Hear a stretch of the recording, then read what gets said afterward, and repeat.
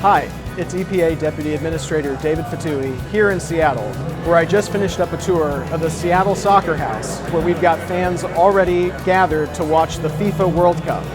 As the United States, Canada, and Mexico host one of the largest sporting events in the world, EPA is coordinating with FIFA World Cup 2026, U.S. host cities, and local organizing committees to enhance environmental stewardship and sustainability practices.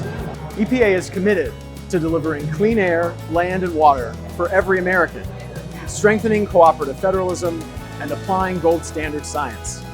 As the competition continues throughout the summer, EPA looks forward to continuing our cooperative efforts with host committees to provide environmental information and technical assistance.